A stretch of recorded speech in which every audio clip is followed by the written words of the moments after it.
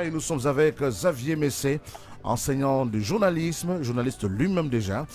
J'ai l'honneur d'avoir été enseigné par ce grand homme de la presse qui nous a appris les valeurs de la profession, mais qui également, chaque jour, a son mot à dire sur l'évolution du métier. Et également, ce matin, nous avons besoin de lui pour comprendre comment il apprécie l'actualité autour de ce décès de Martinez Zogo de Radio Amplitude FM. Xavier Messé, bonjour et merci d'être avec nous. Bonjour Cyril et bonjour à tous les auditeurs. Merci. Alors la question qui vient à l'esprit d'emblée, c'est de savoir, vous avez vécu les moments où vous avez été au courant de l'enlèvement de Martinez Zogo. Une fois vous avez appris qu'il avait été enlevé, quel est le sentiment qui vous a traversé l'esprit? D'abord, j'ai été parmi les personnes qui ont suivi, je suis parmi les personnes qui ont suivi cette affaire depuis le début. Je l'ai suivi minute par minute. Et je vous avoue que depuis l'enlèvement de Martinez, j'ai perdu le sommeil. Et j'ai mis en place un dispositif de sorte que je sois systématiquement informé, que ce soit par des recherches et par des personnes qui étaient des voisines de Martinez. C'est ainsi que j'ai été parmi les toutes premières personnes à être informées, n'est-ce pas, de son assassinat. Mais je n'avais pas le pouvoir, je n'avais pas le droit d'informer les personnalités. Il fallait laisser ce travail qu'il soit fait par les personnes indiquées, c'est-à-dire les responsables de la sécurité ou de la justice. Mais j'étais informé depuis mercredi matin, très tôt, vers 5 heures, j'étais informé. Vraiment, c'était de la douleur pour moi parce que c'est quelqu'un que je connaissais très bien.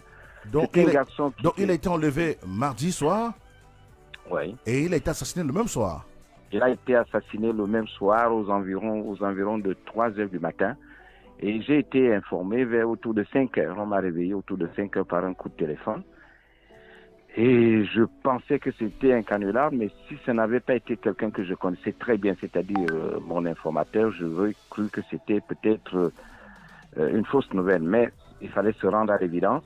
Martinez n'était plus de cette vie, mais il fallait que la police ou la justice fasse son travail pour pouvoir récupérer le corps et puis annoncer au public. Ce qui n'a pas été fait, ça a été fait avec beaucoup de retard. Est-ce parce qu'ils ne trouvaient pas le corps? Est-ce parce qu'ils avaient des difficultés, un peu de gêne, savoir la forme par laquelle il fallait annoncer cela? Mais en tout cas, à partir de mercredi matin, les autorités étaient au courant, mais fallait-il peut-être qu'elles trouvent une formule pour pouvoir annoncer cette triste nouvelle? Alors, justement, mais comment fait-on pour garder un tel secret? Être au courant qu'un confrère est décédé, mais ne pas le dire, surtout la forme avec laquelle il a été assassiné. C'est horrible ça, Xavier Messé. Ben, écoutez, c'est pas facile. Hein. C'est pas facile pour les autorités du Cameroun qui n'ont pas l'habitude, qui n'ont pas la culture d'une information rapide pour des cas de ce genre. Ils n'ont pas cette culture-là. Alors donc, il fallait à la fois que le politique soit informé, que la justice soit informée et que les policiers, n'est-ce pas, puissent prendre des dispositions. Donc pour cela, s'ils avaient enlevé le corps aussitôt, n'est-ce pas, ils auraient été embarrassés. Donc il fallait laisser, mais le corps était, le lieu était identifié, le lieu était localisé, donc personne ne pouvait prendre le risque d'aller l'enlever. Et si on l'enlevait aussitôt, hein, n'est-ce pas, ils auraient eu la difficulté à trouver la forme par laquelle il fallait annoncer. Je voudrais vous dire que nous avons essayé, nous travaillons énormément sur ce dossier depuis cette triste nouvelle et nous avons constaté, on a fait un pointage qui nous fait croire que de 2019 à 2022, nous avons recensé 34 cas.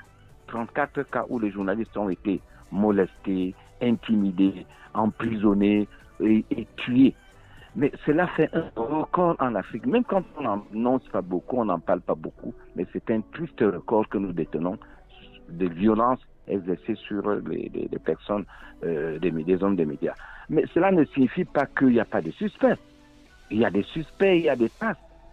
Il y a des traces de personnes suspectes identifiables. Mais aucune enquête n'a abouti. Et quand une enquête n'aboutit pas, Cyril, il faut comprendre que cela signifie qu'il y a une couverture des pouvoirs publics.